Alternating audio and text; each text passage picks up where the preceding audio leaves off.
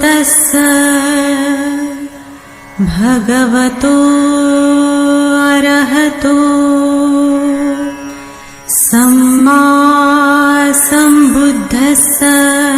नमो बुद्धाय। साथियों, धम्म बहुत महान है और इसीलिए इस धम्म को त्रिरत्न कहा गया है। और जब तक हमारा समाज इन तीन रत्नों को अच्छी तरह से जान ना लेता, समझ नहीं लेता और इन तीन रत्न के सिद्धांत को जनता तक नहीं पहुंचाता, जनता अभिभूत नहीं होती, प्रभावित नहीं होती, तब तक बुद्ध धम्म भारत में सही तरीके से फैल नहीं पाएगा और भारत बौद्ध में नहीं बन पाएगा। बड़ौदा का लुम्बिनी बौद्ध विहार हर समय ये प्रयास करते रहता है कि वक्ता तैयार हो। जितने अधिक वक्ता बनेगी, जितना डुप्लीकेशन का सिद्धांत अपनाया जाएगा, जितने वक्ता तैयार किए जाएंगे, उतना धम्म का काम आगे बढ़ेगा।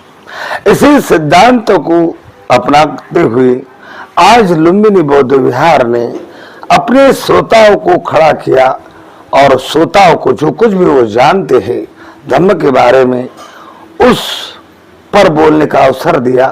और देखिए, इन श्रोताओं ने बहुत कुछ सीख लिया है, समझ लिया है और आज पहली बार उठ कर वो अपनी तरह से एक वक्ता बनकर वो बोलने का प्रयास कर रहे थे। तो आइए कुछ वक्ताओं को देखते हैं और आपसे विनती है इस वीडियो को पूरा देखिएगा, जैसा है वैसा है। इन वक्ताओं को प्रोत्साहित कीजिएगा और इनके लिए कमेंट कीजिएगा। मैं आपकी कमेंट उन तक पहुंचाऊंगा, उन्हें बड़ा अच्छा लगेगा। साथियों, जब तक हम हमारे लोगों को वक्ताओं के रूप में प्रस्तुत नहीं करते, हम उनको अवसर नहीं देते, तब तक भी उनके अंदर नया संशोधन करने की, जान लेने की इच्छा नहीं पनपेगी। तो हमने हर किसी को बोलने का अवसर देना चाहिए और आज हमने वो दिया। तो आपसे अपील है, आप कमेंट जरूर करेंगे, उनका नाम भी इस वीडियो में दिखाई देगा। नाम के साथ किसका वक्तव्य आपको कैसा लगा, ये ट्रायल है, तो इस ट्रायल को आप प्रोत्साहित करोगे। जय भीम, नमो बुद्धाय। भीमा तुझ्या जन्मामुळे उद्धरली कोटी कुळे, भीमा तुझ्या जन्मामुळे एक ज्ञान ज्योतीने कोटी कोटी ज्योती तळपतात तेजाने तुझ्या धरतीवरती। अंधार दूर तो पड़े, अंधार दूर तो पड़े, भीमा तुझ्या जन्मामुळे अंधार दूर तो पड़े, भीमा तुझ्या जन्मामुळे। जखडबंद पायातील साखर दंड, तडा तडा तुटले तू ठोकताच दंड। झाले गुलाम मोकळे, भीमा तुझ्या जन्मामुळे झाले गुलाम मोकळे, भीमा तुझ्या जन्मामुळे। सेदुरु सवानी होती आपला समाज, हिरवे हिरवे पाने आली तयालाच आज। अमृताची आली फळे, भीमा तुझ्या जन्मामुळे अमृताची आली फळे, भीमा तुझ्या जन्मामुळे। काल कवडी मौलजीने वामनचे होते, आज जुळे जगतासी प्रेमाचे नाते। बुद्धाकडे जग हे वळे, भीमा तुझ्या जन्मामुळे बुद्धाकडे जग हे वळे, भीमा तुझ्या जन्मामुळे। जय भीम। मुझे जो विषय दिया है कि भगवान को जब बोधि सम्यक संबोधि प्राप्त हुई, उसके बाद उन्होंने पहला प्रवचन उपदेश अपना जो सारनाथ में दिया, उसके विषय में मुझे जितना ज्ञात है वो मैं बताने का प्रयत्न कर रहा हूँ।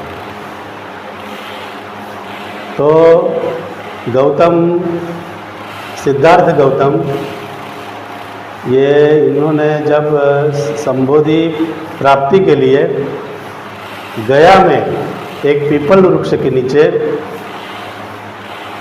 4 हफ्ते तक उन्होंने ध्यान की मुद्रा में बैठ के पद्मासन लगा के ये संसार में दुख क्यों है, उसको दूर कैसे किया जाता है और क्यों है, इसके लिए चिंतन किया, मनन किया। और जो उनके रास्ते में जो बाधाएं आती थी, मार आते थे, उनको हटाया। उन्होंने उनको बताया कि मैं अभी यहाँ से पूरा ज्ञान मुझे मिलने के बाद ही मैं उठूँगा, इससे पहले नहीं उठूँगा। इसके बाद उनको 4 हफ्ते के बाद बोधि प्राप्त हुई, संबोधि प्राप्त हुई। संबोधि प्राप्त होने के बाद उसके बाद भी वो 6-7 हफ्ते तक वहीं पर पीपल वृक्ष के आजू बाजू में चक्रमण करते रहे। कहीं वो नज़दीक में मुचलिंद तालाब है, वहाँ जाके बैठे। एक बरगद का पेड़ है, वह जहाँ वहाँ जाके बैठे। अपलक नेत्र, ऐसे बिना झपकाए, पलक झपकाए नेत्रों से उन्होंने बोधि वृक्ष को देखते रहे और उन्होंने ये समझा कि मुझे जो सम्यक संबोधि प्राप्त हुई है वो मैं कैसे सबको समझाऊं। ये जो अभी संसार में ये लोग हैं, ये तो पाखंड से भरे हुए ये लोग हैं, उनको अज्ञान है, अंधकार में पड़े हुए हैं। तो इन्हें मेरी बात समझ में आएगी कि नहीं आएगी और कौन सा रास्ता अपनाऊं, तो इनके लिए या ये मेरे सीमित ही रखूं मेरे अपने तक। तो फिर उन्होंने सोचा कि मुझे कल्याण करना है सबका, तो मुझे सबको बताना होगा। और इसी से ये भवचक्र में जो संसार के लोग पड़े हुए हैं वो बाहर निकल पाएंगे, उनका ये प्रयास था। और उन्होंने वहाँ से पहले सोचा कि मैं अपने गुरु, जो पहले के गुरु थे उनके आलार कालाम, उनके बारे में सोचा कि मैं आलार कालाम विद्वान है, समझदार है, ध्यान में पारंगत है, तो उनको मैं ये बात अगर समझाऊँ तो जल्दी समझ जाएंगे और दूसरों को भी समझाएंगे। लेकिन फिर उन्होंने पता चलाया कि आलार कालाम की मृत्यु हो चुकी है। उसके बाद उनके उदक राम पुत्र थे गुरु दूसरे, उन्होंने उनको याद किया, ध्यान किया कि उन्हें बताओ क्या उसके बाद, लेकिन उनको भी मृत्यु हो चुकी थी। इसके बाद उन्होंने सोचा अभी मैं ऐसे कौन से व्यक्ति को बताऊं कि जो इस ज्ञान को फैलाए, समझ। कौंडिन्य, वप्प और भद्दीय और एक नाम नहीं याद आ रहा, महानाम, ऐसे 5 लोग थे।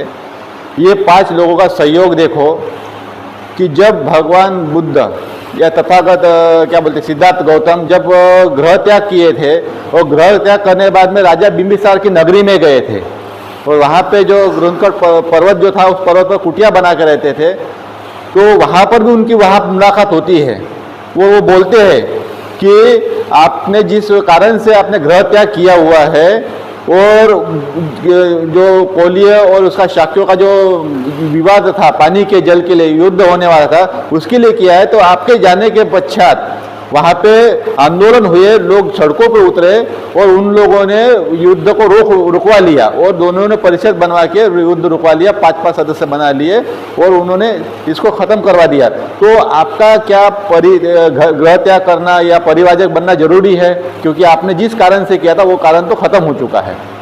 एक वहाँ पे बोलते हैं। उसके बाद में दूसरी बात वहाँ पर में उनकी उसके बाद में उधर मुलाकात होती है, कहाँ पे कौन सा वेरुवन नहीं कौन सा नाम है, नाम याद नहीं आ रहा, जहाँ पे वो उनके साथ साधना करते हैं। जब वो सब आला कलाम, रामपुत्र, ये सबके पास भृगु ऋषि, ये सबके पास में जब उन्होंने ज्ञान प्राप्त कर लेते, सब चरण प्राप्त कर लेते और पता करते हैं भाई इसके बाद क्या है, तो बोले इसके बाद हमारे पास कुछ नहीं है, सब ध्यान सीख लेते हैं। तब जाके फिर वो वापस भी जंगल में जाते हैं अपने ध्यान के लिए। तो वो 5 भिक्षु और मिलते हैं जो परिवाजक थे या जो भी है वो मिलते हैं, उनके साथ में ध्यान साधना करते हैं। और ध्यान साधना इतने यहाँ तक क्या करते हैं कि ये कंडीशन हो जाती है कि वो नहाते नहीं, कुछ नहीं, तो अपने पसीना जो है, पसीने का या मिट्टी के लेप इतने चढ़ जाते हैं कि वो अपने आप पपोले बन के गिरने लग जाते हैं। तो एक टाइम में खाना नहीं खाना, यानी पेट को हाथ लगाओ पीठ में लग जाता है, पीठ को हाथ लगाओ पेट में लग जाता है, वो पता नहीं चलता कि आदमी पेट का और पीठ का है। इतनी कठोर तपस्या करते, इतनी कठोर तप करते हैं, फिर भी उन्हें कुछ प्राप्त नहीं होता है। जो हमारे अहिरे साहब ने बताया, बहुत बढ़िया बताया। इसमें बहुत यानी अभी ये क्या, ये एक बहुत बड़ा चैप्टर है, एक पॉइंट टू पॉइंट रहे तो बहुत अच्छा रहता है। ये ज़्यादा बनना है, बहुत बढ़िया। साधु साधु सबको। स्वरत्न डॉक्टर बाबा साहेब आम्बेडकर, इनको वंदन करते हुए मैं अपना थोड़ा वक्तव्य रख रहा हूँ।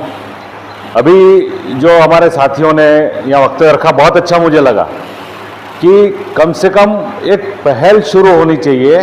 जो डर है हमारे अंदर से वो निकलना चाहिए। अंग्रेजी में कहावत है, एक किसी तत्वचिंतक ने बताया था कि डर जो है वो हमारा सबसे बड़ा दुश्मन है।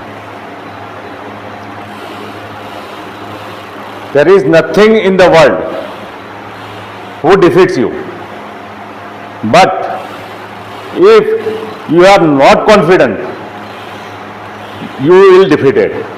आपके खुद के अंदर विश्वास नहीं होगा तो आप हार जाओगे। तो ये जो डर है, ये डर हमारा यहाँ बोलने का डर होता है, कुछ करने का डर होता है, कुछ बातें बताने का डर होता है। तो वो डर ये धीरे धीरे हमारे अंदर से खत्म होगा। कैसे होगा? जैसे आज धीरे धीरे किताब पढ़ के बताया, बहुत अच्छा बताया। वो पढ़ के भी यहाँ खड़े रह के बताना, 5 आदमी के 50 आदमी, 500 आदमी, 5000 आदमी के बीच में किताब लेके भी बताना, वो बहुत बड़ी बात है, बहुत बड़ा अचीवमेंट है कि आपने स्टेज पे जाके या किसी के सामने जाके आप बैठ के बात करते हो, बताते हो, और वो अचीवमेंट धीरे धीरे आपके अंदर इतना डेवलप होता जाएगा। और यही चीज तथागत बुद्ध ने भी बताई। जो हमारे अंदर का डर है, वो डर को निकालो, डर को निकालो, धीरे रह के सब धीमे धीमे आपको समझ में आता जाएगा कि मैं करूं कि नहीं करूं। तथागत बुद्ध को भी पहले ये हुआ था। देखो ये बात है, अभी इन्होंने बताया, बहुत एक पॉइंट नोट करने जैसा है कि मुझे जो ज्ञान प्राप्त हुआ मैं लोगों को बताऊंगा कि नहीं बताऊंगा। उनको भी ये बात हुई कि लोग ये चीज़ को एक्सेप्ट करेंगे कि नहीं करेंगे। फिर उन्होंने इसके बारे में सोचा, करीब 2-3 हफ्ते तक सोचा। उसके बाद में उनको ये लगा कि नहीं, मुझे बतानी चाहिए। इसके पहले जो 27 बुद्ध हुए वो नहीं बता पाए, पर लोगों तक वो धम्म को नहीं पहुंचा पाए। जब उनको ये लगा कि मुझे लोगों तक पहुंचाना है धम्म को, तो अपने अंदर उन्होंने मंथन किया, अपने अंदर के डर को, कि लोगों को मुझे बताना है, लोगों को किस तरह एक्सेप्ट करना है और लोग किस तरह इसको मानेंगे। उसके बाद में उन्होंने जब बताना शुरू किया, पहले जो पंचवर्गीय भिक्षु आलार कलाम जी है, और उसके बाद में इन्होंने मतलब रामपुत है, और उसके बाद में जो पंचवर्गीय भिक्षु के पास में गए, तो उनको भी ये था कि ये जो पंचवर्गीय भिक्षु है ये मेरी बात मानेंगे कि नहीं मानेंगे। तो जब उन्होंने बात बताई, धम्म कोई एक दिन में उन्होंने पंचवर्गीय भिक्षु को नहीं दिया, उसको भी देने के लिए उनको टाइम लगा। एक एक चीज समझाते गए, जो उनको ज्ञान प्राप्त हुआ वो ज्ञान के बारे में समझाते गए, और उनको प्रश्न पूछते गए कि क्या ये मैं बोल रहा हूं ये सही है। ये चीज उनको पूछते गए, और उन्होंने जब पंचवर्गीय भिक्षुओं ने उसको एक्सेप्ट किया, क्योंकि वो भी ज्ञानी थे, उन्होंने धीरे धीरे सबको एक्सेप्ट किया। तब उनको ऐसा लगा कि ये जो पंचवर्गीय भिक्षु है, 5 भिक्षु, अब ये देख लो 5 भिक्षुओं का एक समूह पूरे भारत को महाभारत बना देता है, धम्म को कितना फैलावा दे देता है, क्योंकि वो समझ गए थे। और लोगों को समझाने का उनका जो तरीका था वो भी लोगों को अच्छी तरह से समझ में आता गया, और धीरे धीरे करके वो पूरा महाभारत बनता गया। सारनाथ में जो धम्म का उपदेश दिया था बाबा गौतम बुद्ध ने, तो उसमें क्या हमको सीखने को मिला और क्या उस पर चर्चा हुई? अब क्या है कि धम्म का उपदेश देना और धम्म सीखने के बाद यदि किसी को ज्ञान प्राप्त हो जाना और किसको ज्ञान देना है, ये पहले उनको निश्चित करना होता है कि किसको दिया जाए, क्योंकि ज्ञान थोड़े शब्दों में समझाना रहता है और उसको समझ में किसको आ जाएगा, ये पहले प्राथमिकता दी जाती है। तो जैसे हमारे आहिरे साहब ने बताया कि पहले आलार कलाम जो थे उनके गुरु थे, तो गुरु के पास साहब अम्बेडकर, इनको मैं त्रिवार पंचांग प्रणाम करता हूँ। यहाँ पधारे हुए सब ट्रस्टीगण और चैरिटेबल के ट्रस्टी और उपासक उपासिका, इनको मेरा सप्रेम जय भीम। दोस्तों, रविंद्र साहब ने बोला है वो केंद्रीय शिक्षक बन के आए हैं। नो डाउट मैं बना हूँ, लेकिन मुझे इतना कुछ भाषणबाजी मुझे आती नहीं है। लेकिन